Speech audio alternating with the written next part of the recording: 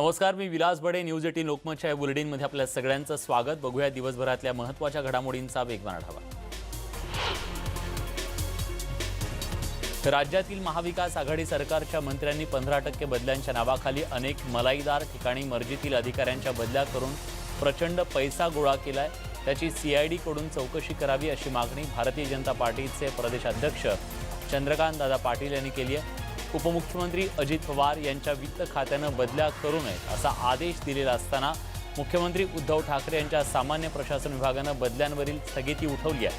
हे आश्चर्यकारक असल्याचंही पाटील म्हणाले. चंद्रकांत पाटील यांनी कुठल्या बदल्याबद्दल वक्तव्य केलंय याची माहिती घ्यावी लागेल असं जलसंपदा मंत्री जयंत पाटील म्हणाले. 2014 पासून झालेल्या अशा बदल्यांची माहिती काढू आणि कारवाई करू असंही ते यावेळी म्हणाले. पद्म पुरस्काराची शिफारस करण्यासाठी वरिष्ठ पातळीवर समिती नेमण्याच्या हालचाली सुरू झाल्यात. मुख्यमंत्री उद्धव ठाकरे यांच्या नेतृत्वाखाली त्रिसदस्यीय समिती असणार आहे. त्यात अजित पवार आणि बाळासाहेब थोरात सदस्य असतील. आदित्य ठाकरेंची समिती त्रिसदस्यीय समितीला नाव सुचवेल. त्यावर त्रिसदस्यीय समिती निर्णय घेईल. आदित्य ठाकरेंची समितीवर नियुक्ती झाल्यानं टीका झाली होती. आदित्य ठाकरे राजशिष्टाचार मंत्री असले तरी त्यांचा अनुभव कमी असल्यानं सरकारमधील घटक पक्षांनी नाराजी व्यक्त केली होती. शरद पवारांनी कान उघडणी केल्यानंतर पार्थ पवारांच्या हालचालींना वेग आलाय. पार्थ पवार शरद पवारांच्या भेटीसाठी सिल्वर ओकवर गेले. पार्थ पवार राजकीय भूकंप घडवण्याच्या तयारीत असल्याचा दावा त्यांच्या समर्थकांनी केल्यानं राजकीय वर्तुळात खळबळ उडाली. शरद पवारांच्या विधानानंतर पार्थ पवार कमालीचे अस्वस्थ असून काही मोठा राजकीय निर्णय घेण्याची शक्यता वर्तवली जाते. पार्थ समर्थकांकडून या संदर्भातला दावा केला जातोय.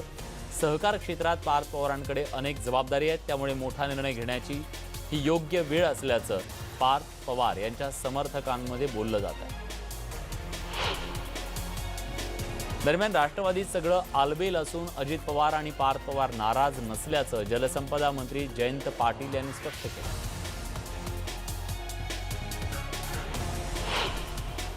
तर तिकडे आज सुप्रिया सुळे यांनी अजित पवार यांची भेट घेतली. मंत्रालयात जाऊन सुप्रिया सुळेंनी अजितदादांची भेट घेतली. विकास कामांबद्दल ही बैठक झाल्याचं सांगण्यात येत आहे. मात्र राजकीय घडामोडींवर यात चर्चा झाल्याची ही शक्यता वर्तवली जाते. विधानसभा आणि लोकसभा निवडणुकांआधी राष्ट्रवादीतून भाजपमध्ये गेलेल्या गयारामांच्या घरवापसीसाठी पडद्यामागे मोठ्या हालचाली सुरू असल्याची माहिती मिळते. जयंत पाटील आणि अजित पवारांच्या खांद्यावर याची जबाबदारी देण्यात आल्याचं कळत आहे. या संदर्भात शरद पवार, जयंत पाटील आणि अजित पवार यांच्यात बैठक पार पडल्याची माहिती सूत्रांनी दिली. पार्थ पवार नाराज नाहीत. जर नाराज नाहीत तर मनवण्याचा प्रश्नच नसल्याचं जयंत पाटील यांनी सांगितलंय. राष्ट्रवादीत येण्यासाठी अनेक जण इच्छुक आहेत, मात्र सर्व बाबींचा विचार करून निर्णय घेणार असल्याचं जयंत पाटील म्हणाले. राष्ट्रवादीच्या मिशन घरवापसीला भाजपनं प्रत्युत्तर दिले. राष्ट्रवादी काँग्रेस स्वतःच्या घरातला भेद आणि विसंवाद लपवण्यासाठी अफवा पसरवण्याचं काम करत आहे असा टोला आशिष शेलार यांनी लगावलाय. कोणाचं घर फोडण्यात आणि सरकार पाडण्यात रस नसल्याचा टोलाही त्यांनी लगावला. पद्मसिंह पाटलांचे नातू मल्हार पाटील यांनी पार्थ पवारांच्या समर्थनार्थ फेसबुक पोस्ट केली आहे. लढायचं कसं ते आम्हाला माहीत आहे असं म्हणत मल्हार पाटील यांनी पार्थ यांचं समर्थन केलंय. पार्थ, तू जन्मतः लढवय्या आहे हे आम्ही लहानपणापासून पाहतोय. मला तुझा अभिमान आहे असंही त्यांनी आपल्या फेसबुक पोस्टमध्ये म्हटलं. पार्थ प्रकरणात राष्ट्रवादीचे ज्येष्ठ नेते छगन भुजबळ यांनी खास शैलीत प्रतिक्रिया दिली आहे. नया है वह असं म्हणत भुजबळांनी पार्थला टोला लगावला. शरद पवार यांचं कोणतंही वक्तव्य कधी निरर्थक नसतं असं शिवसेनेचे खासदार संजय राऊत म्हणाले. पार्थ पवारांच्या मुद्द्यावर शिवसेनेकडून फारसं बोलणं टाळलं. पर्युषण काळात जैन मंदिरात जाऊन प्रार्थनेची परवानगी द्यायला राज्य सरकारनं नकार दिलाय. समूह संसर्गाचा धोका असल्यानं कोरोना काळात मोठ्या संख्येने लोकांनी एकत्र येण्याची परवानगी देणं शक्य नाही अशी भूमिका राज्य सरकारनं मुंबई हायकोर्टात घेतली आहे. 15 ते 23 ऑगस्टच्या दरम्यान 7 दिवसांचा पर्युषण काळ असतो. कोकणात गणेशोत्सवासाठी जाणाऱ्या भाविकांना टोल माफ करण्याचा निर्णय घेण्यात आलाय. गणेशोत्सव सुरू होण्याच्या 2 दिवस आधी आणि परतीच्या प्रवासात 2 दिवस टोलमधून सूट मिळणार आहे. सार्वजनिक बांधकाम मंत्री एकनाथ शिंदेंनी ही माहिती दिली आहे। या निर्णयामुळे गणेशोत्सवासाठी कोकणात जाणाऱ्या भाविकांना मोठा दिलासा मिळणार आहे। शरद पवार यांनी भूमिका घेतल्यास त्यावर मीडियानं चिंता व्यक्त करायची गरज नाही, अशी प्रतिक्रिया शिवसेनेचे नेते संजय राऊत यांनी दिली आहे। मुंबई पोलिसांवर त्यांचा विश्वास आहे। तुम्ही CIA, KGB किंवा मोसादकडून तपास करावा। त्यांनी CBIला आमंत्रण दिलेलं नसल्याचंही राऊत म्हणाले। दरम्यान सुशांत सिंग आत्महत्येप्रकरणी आदित्य ठाकरेंचं नाव समोर आल्यानंतर मनसेनं पहिल्यांदाच उघड प्रतिक्रिया दिली आहे। आदित्य ठाकरेंकडून अशी गोष्ट घडू शकत नसल्याचं मनसे नेते बाळा नांदगावकर यांनी स्पष्ट केलं।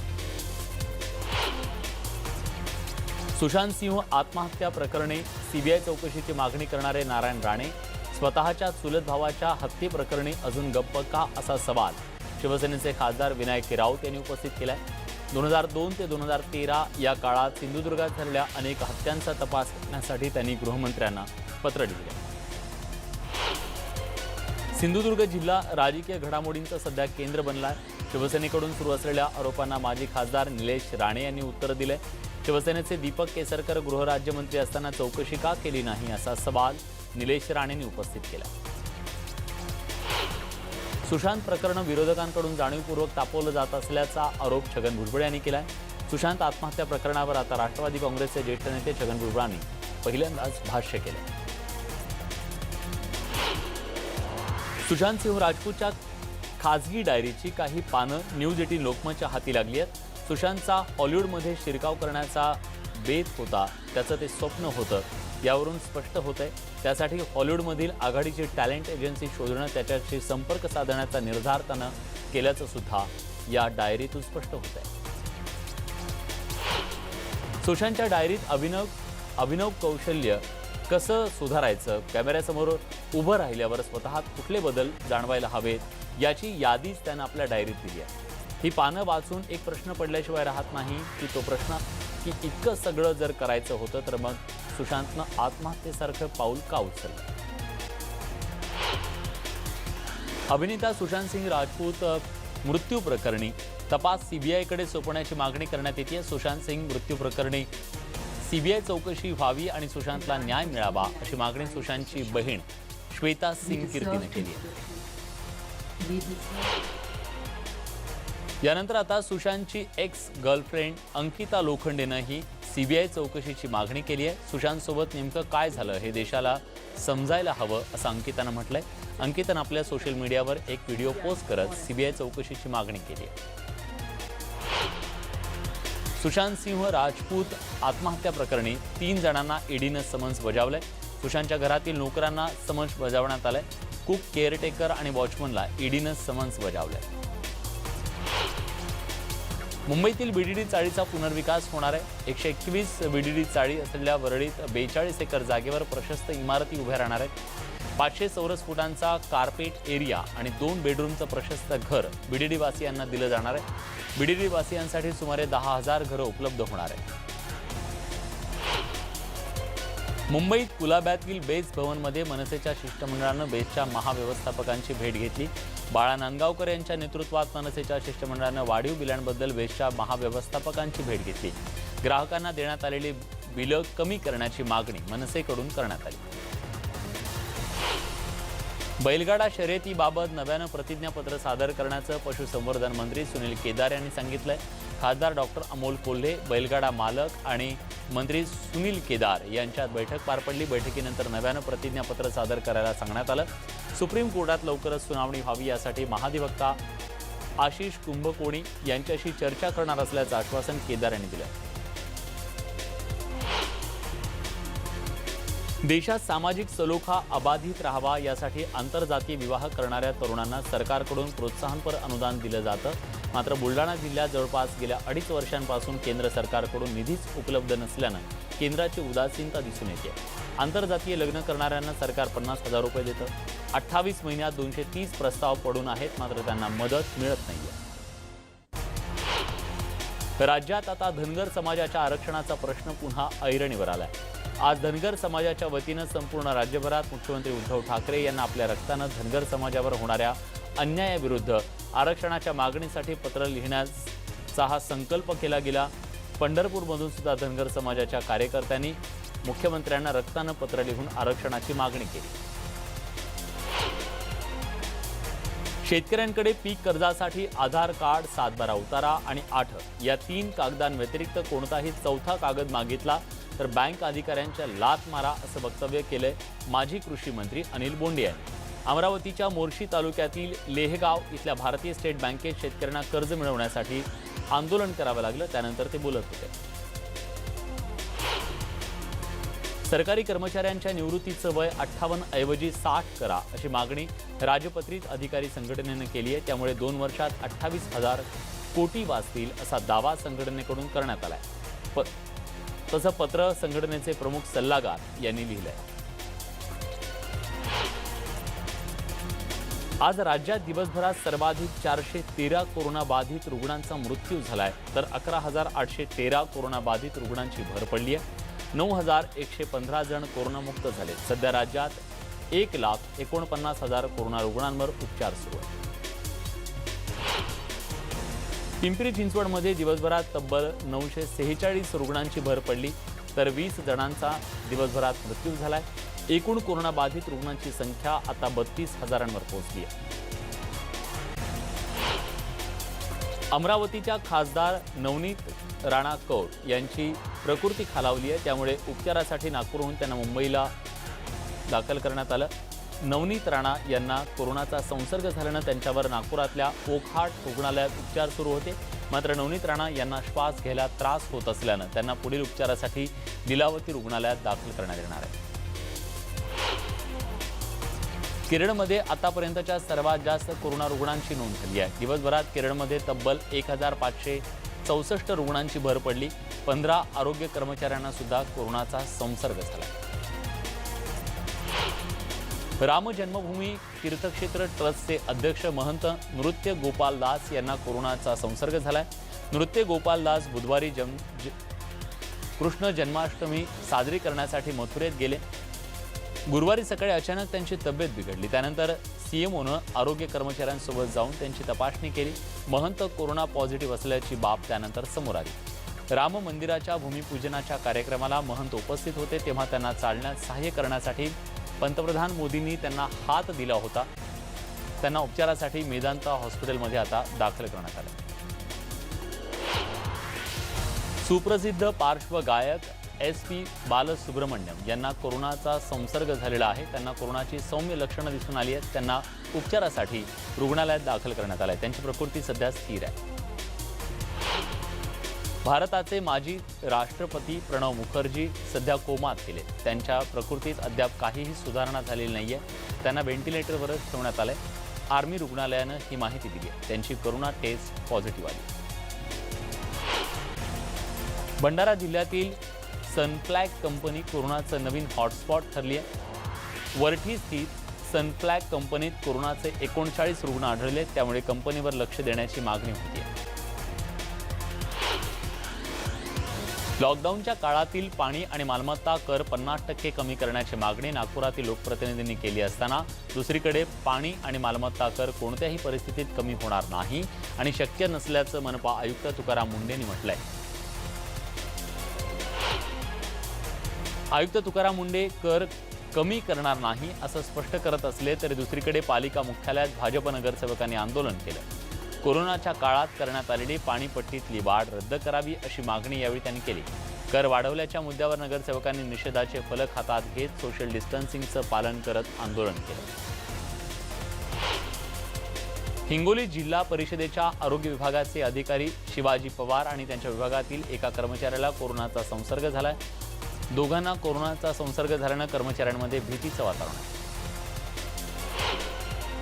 वाशिम जिल्ह्यातील मानोरा शहरासह परिसरात कोरोना पॉझिटिव्ह रुग्ण आढळू लागलेत. खबरदारी म्हणून मानोरा शहरासह इतर गावातील व्यापाऱ्यांची रॅपिड अँटीजेन टेस्ट करण्यात येणार आहे. 12 दिवसात कोरोनाचे 455 रुग्ण सापडले. रावसाहेब दानवे यांचे जावई असं यापुढे कुणीही संबोधू नये, त्यामुळे हर्षवर्धन जाधव यांनी घटस्फोटाचा निर्णय घेतलाय. त्यांनी घटस्फोटासाठी कुटुंब न्यायालयात अर्ज दाखल केला. औरंगाबाद जिल्ह्यातील जटवाडा इथल्या निवासी गतिमंद विद्यालयातील मुलामुलींना एकत्रित विवस्त्र आंघोळ घालण्यात आली होती। या प्रकरणी मुख्याध्यापकासह 12 जणांवर गुन्हा दाखल करण्यात आला। हर्सुल पोलीस स्टेशनमध्ये हा गुन्हा दाखल करण्यात आला। 5 महिन्यांपूर्वीची ही घटना आहे। आईनंच आपल्या प्रियकराच्या मदतीनं पोटच्या मुलीला दुष्कृत्य करायला भाग पाडलं।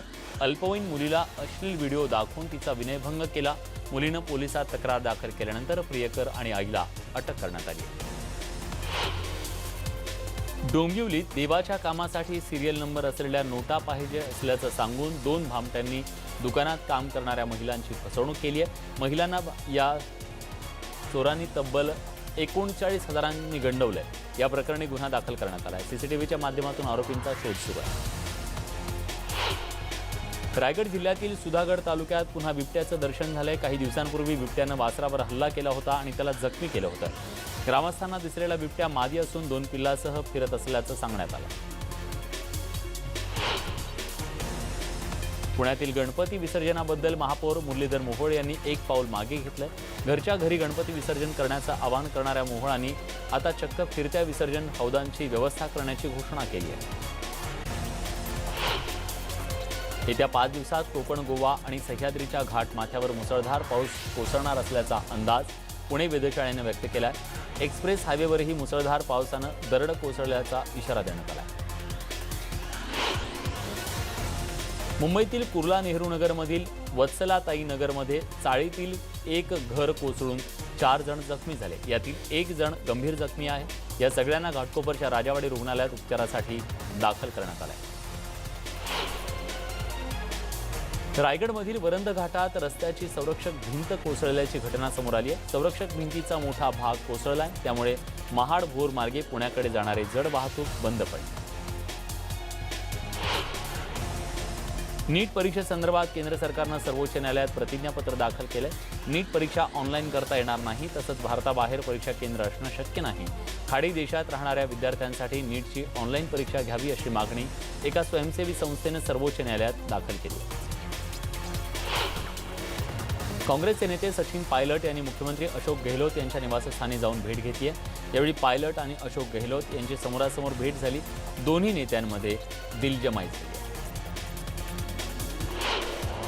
प्रामाणिक करदात्यांसाठी मोदी सरकारनं मोठं पाऊल उचललंय। वेळेत कर भरणाऱ्या प्रामाणिक करदात्यांसाठी एक नवं व्यासपीठ केंद्र सरकारनं तयार केलंय। पंतप्रधान मोदी यांच्या हस्ते पारदर्शी कर आकारणी या नव्या व्यासपीठाचं लोकार्पण करण्यात आलं। जुन्या कर प्रणालीमुळे भ्रष्टाचार बोकाळला होता, मात्र नव्या कर रचनेमुळे करदात्यांचा सन्मान वाढला, असं पंतप्रधान मोदींनी लोकार्पण सोहळ्यात म्हटलंय। आत्मनिर्भर भारताकडे हे महत्त्वाचं आणि मोठं पाऊल असल्याचंही मोदी म्हणाले। स्वातंत्र्यदिनी पंतप्रधान नरेंद्र मोदी लाल किल्ल्यावरून देशाला संबोधित करणार आहेत। यासाठी जोरदार तयारी सुरू आहे।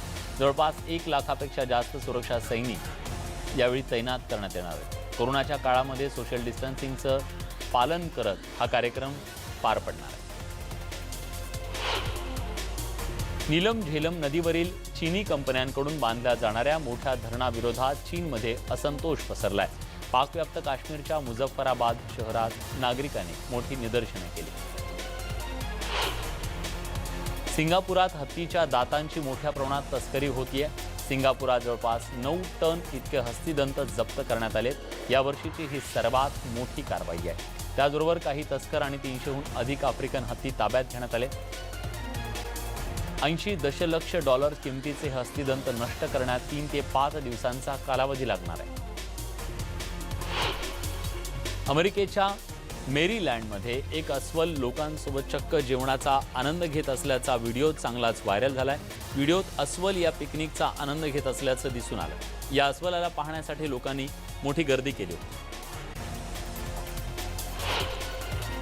चीनमध्ये सुरू असलेल्या मुसळधार पावसानं गुहागन प्रांतात पूर परिस्थिती निर्माण झाली आहे। या भागात झालेल्या दमदार पावसानं पुरात अडकून 6 जणांचा मृत्यू झालाय, तर 5 जण बेपत्ता झाले। दुसरीकडे पावसामुळे तयार झालेल्या पूर परिस्थितीमुळे 1 लाखाहून अधिक लोकांना पुराचा फटका बसलाय।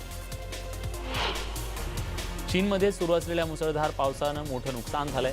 सतत कोसळणाऱ्या पावसामुळे या भागात वादळ सदृश्य स्थिती निर्माण झाली आहे। पावसामुळे काही भागात दरड कोसळल्यानं लोकांचे मोठे हाल झाले। दरम्यान या पार्श्वभूमीवर प्रशासनाकडून सतर्कतेचा इशारा देण्यात आला। महेंद्रसिंह धोनीची कोरोना टेस्ट निगेटिव्ह आली आहे, त्यामुळे धोनी आता चेन्नई सुपर किंग्सशी जोडला जाणार आहे. धोनीचा संघ लवकरच यूएईसाठी रवाना होईल.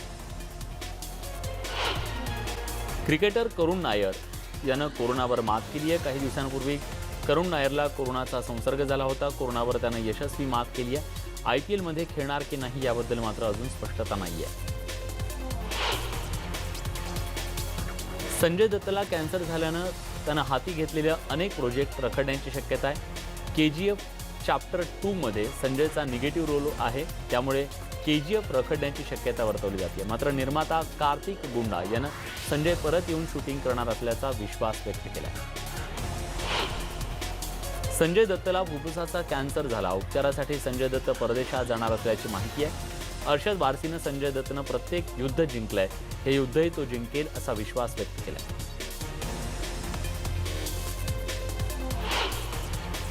तर या होत्या आतापर्यंतच्या सर्व महत्त्वाच्या घडामोडी आणि त्यांचा वेगवान आढावा. बुलेटिनमध्ये आपण इथेच थांबतोय. ताज्या घडामोडींसाठी बघत रहा न्यूज 18 लोकमत.